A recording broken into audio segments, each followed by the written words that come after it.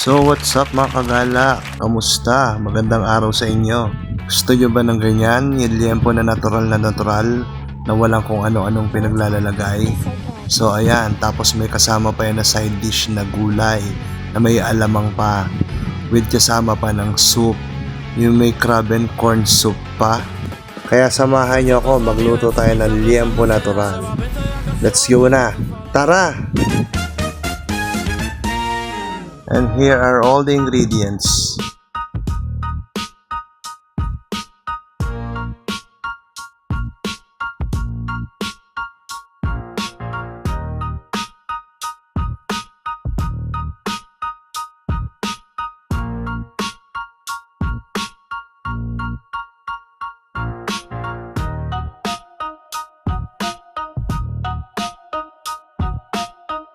Then after natin mailagay lahat ng sangkap niya, massage lang natin yan.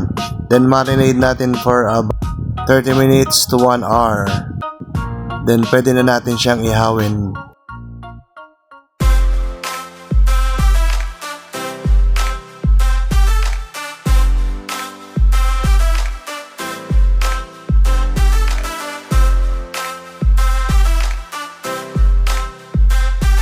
Thank you for watching.